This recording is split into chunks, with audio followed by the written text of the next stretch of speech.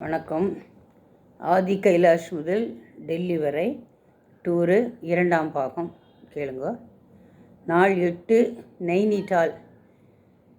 Nainital to Agra. Nainital எங்கே போகிறோம்? ஆக்ராவுக்கு போகிறோம். நீண்ட சாலை பயணம், ரொம்ப தூரம் போகணும். அப்புறம் ஆக்ராவில் ஹோட்டலில் தங்குறோம். ரொம்ப தூரம் போனோன்னா டயர்ட் ஆகிடும் இல்லையா? அன்றைக்கி அப்படியே ஹோட்டலில் போய் தங்குறோம். இந்த ஹோட்டல் அதுல்யா தாஜ்.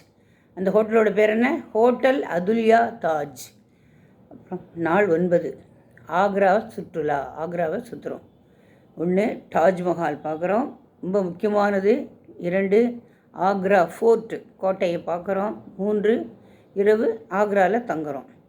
இங்கே நம்ம ஏற்கனவே சொல்லியிருந்தோம் இல்லையா, ஒரு ஹோட்டலில், அதே ஹோட்டலில் 2வது நாளாக ஹோட்டல் அதுல்யா தாஜில் தங்குகிறோம். நாள் 10 ஆக்ராலேருந்து டெல்லிக்கு போகிறோம். வழியில் ஃபதேபூர் சிக்ரி பார்த்துட்டு அதுக்கப்புறம் டெல்லியில் ஹோட்டலில் தங்குறோம். அந்த ஹோட்டல் பேர் என்ன? Arch hotel. அந்த ஹோட்டலோட பேர் என்ன? Arch hotel. இந்த ஹோட்டல்லையும் நம்ம 2 நாள் தங்குறோம். நாள் 11 டெல்லி சுற்றுலா. இப்போது டெல்லி சுற்ற போகிறோம். என்னெல்லாம் பார்க்க போகிறோம்? 1 பாராளுமன்றம், 2 ராஷ்டிரபதி பவன், 3 இந்தியா கேட்டு, 4 சிவப்பு கோட்டை, ரெட் ஃபோர்ட், அது ரொம்ப முக்கியமானது இல்லையா? 5 காந்தி நினைவிடம், 6 லோட்டஸ் டெம்பிள், 7 குதுப் மினார். இதை தான் பார்க்கணுன்னு ரொம்ப ஆசைப்பட்டேன். டெல்லியில் குதுப் மினாரை பார்க்கணும், ரெட் ஃபோர்ட்டை பார்க்கணும் அப்படின்னு தான் தம்பிகிட்ட சொல்லிகிட்டு இருந்தேன். அதனால் கண்டிப்பாக அதை பார்த்துட்டு வரப்போகிறேன். 8 அக்ஷர்தாம். இவ்வளவும் பார்க்க போகிறோம். என்னெல்லாம் பார்க்க போகிறோம்?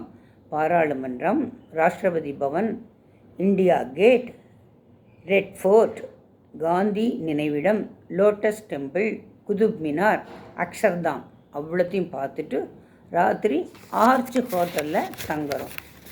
நாள் 12 அன்றைக்கி என்ன பண்ண போகிறோம்? டெல்லியிலேருந்து புறப்பட போகிறோம். அதுக்கு முன்னாடி என்ன, இவ்வளோ இடம் சுற்றினா போகிறோமா? எங்கேயாவது ஒரு இடத்துல போய் ஷாப்பிங் பண்ண வேண்டாமா? அங்கேயும் பண்ணி வந்து பசங்களுக்கு கொடுத்து அவள் எவ்வளோ சந்தோஷப்பட்டுப்பா இல்லையா? அதனால் சரோஜினி மார்க்கெட் ஷாப்பிங் போயிட்டு விமான நிலையம் வந்து அடைகிறோம். விமான நிலையத்துக்கு அவர் கொண்டு வந்து விட்டுருவாங்க. நம்ம அங்கேருந்து நேராக சென்னைக்கு வந்துட வேண்டியது தான். எல்லோரும் வாவா வீட்டுக்கு போயிட வேண்டியது தான். சரி, ஹோட்டல்லையும் தங்கும் வசதி எப்படி இருக்குது? டெல்லி, ஆக்ரா, நைனிடால்லாம் 3 ஸ்டார் ஹோட்டல்கள். மலைப்பகுதியெல்லாம் கெஸ்ட்டு ஹவுஸு, காமன் வாஷ்ரூம் தான் இருக்கும். மற்றபடி இரட்டை பகிர்வு அறைகள். பேக்கேஜில் என்னெல்லாம் சேர்த்துருக்காங்கன்னாக்க, தங்கும் வசதி, உணவு எப்படின்னா முக்கால்வாசியும் கார்த்தால பிரேக்ஃபாஸ்ட்டு, ராத்திரி டின்னரும் கொடுத்துட்றா. நமக்கு பிரச்சனை இல்லை. மத்தியானம் மட்டும் சாப்பாட்டை வெளியில் பார்த்துட்டா போகிறோம். பிரேக்ஃபாஸ்ட்டை சாப்பிட்டுட்டு தான் நம்ம கிளம்புவோம். அதேமாதிரி ராத்திரி வந்து டின்னரை அந்த ஹோட்டலில் சாப்பிடுவோம், அந்தந்த ஹோட்டலில் சாப்பிடுவோம். அப்போ நமக்கு அந்த ராத்திரி சாப்பாடு வெளியில் போய் தேட வேண்டிய அவசியம் இல்லை. சாப்பிட்டோமா தூங்கினோமான்னு தூங்கிடலாம். அப்புறம் இன்னோவா கிறிஸ்டா வாகனம் தான் நமக்கு கொடுக்குறான். அப்புறம் தாட்சுல்லா பகுதியில் 4x4 கேம்ப் ஃபயர் பண்ணுறான். அப்புறம் இன்னர் லைன் பெர்மிட் உதவி, உள்ளெல்லாம் போகிறதுக்கெலாம் பெர்மிட்டெல்லாம் அவங்க பண்ணுறாங்க. மருத்துவ ஃபிட்னஸ் வாங்கிட்டு போகணுன்னு இருக்கோம் இல்லையா, அதெல்லாம் எடுத்துகிட்டு போய் காமிச்சு நம்மளை உள்ளே அலோவ் பண்ணுறதுக்கு அவள் ஹெல்ப் பண்ணுவாள். அதுபோக ஆக்சிஜன் சிலிண்டர். அந்த மலைப்பகுதியில் போயிட்டால் மூச்சு விடுறதெல்லாம் ரொம்ப சிரமமாக இருக்கும் இல்லையா? அதனால் கண்டிப்பாக ஆக்சிஜன் சிலிண்டர் போகணும். நாங்கள் இதுக்கு முன்னாடி ஒரு முறை டார்ஜிலிங்லாம் போனபோது நாங்கள், அதாவது நாதுல்லா அப்படிங்கிற இடத்துக்கு போகும்போது, அது ரொம்ப உயரமான இடம். அந்த இடத்துக்கெல்லாம் போகும்போது நாங்கள் ஆக்சிஜன் சிலிண்டர் வாங்கிட்டு போனோம். ஏன்னா அங்கேயே விற்றாங்க. ஒரு ஆக்சிஜன் சிலிண்டர் வந்து 500 ரூபா சொல்லி நாங்கள் 1000 ரூபாய்க்கு, சரி இத்தனை பேர் போகிறாமே. அப்போ வந்து எங்கள் அண்ணா மன்னியும் கூட வந்தாங்க. அண்ணா மன்னி, தம்பி மனைவி, நான், என் தங்க, இவ்வளோ பேர் இருந்ததுனால ஒரு சிலிண்டர் போகாதுன்னு 2 சிலிண்டர் வாங்கிட்டேன். ஒரே சமயத்தில் 2 பேருக்கு வந்துட்டு என்ன பண்ணுறது அப்படின்னு வாங்கிட்டு போனோம். ஆனால் அந்த சிலிண்டருக்கு அவசியமே இல்லை. எல்லாருமே மனசில் ரொம்ப தைரியம் உள்ளவங்க. அதுமாதிரி எல்லாராலையுமே நல்லா மூச்சு விட முடிஞ்சுது. எனக்கு கூட ஹார்ட் ஆப்ரேஷன் பண்ணியிருந்தோம், என்னாலையும் நல்லா மூச்சு விட முடிஞ்சுது. அதனால் நானும் அழகாக மேலே போயிட்டு வந்தேன். அதே மாதிரி எல்லாருக்கும் தேவைப்படாதனால ஆக்சிஜன் சிலிண்டரை நாங்கள் அப்புறம் வரும்போது ஃப்ரீயாகவே கொடுத்துட்டு வந்துட்டோம்.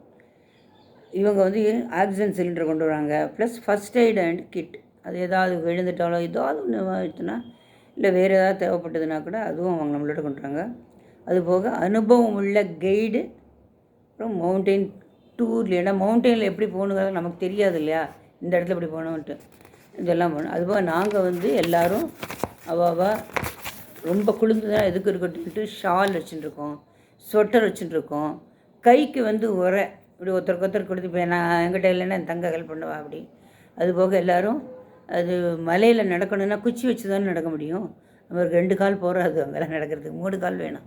அதனால் எல்லாருக்கும் என் தம்பி தான் அந்த குச்சியெல்லாம் கூட வாங்கி ரெடி பண்ணி வச்சுட்டான். அதனால் எல்லோரும் ஜாலியாக சந்தோஷமாக போகிறோம். நாங்கள் போயிட்டு அதனுடைய அனுபவத்தை உங்களுக்கு சொல்கிறேன். நீங்களும் எங்களோட பயணிக்கிறீர்களா? எங்களை பார்த்துட்டு நீங்களும் எல்லா இடத்துக்கும் சென்று வாருங்கள். சந்தோஷமாக இருங்கள். வணக்கம்.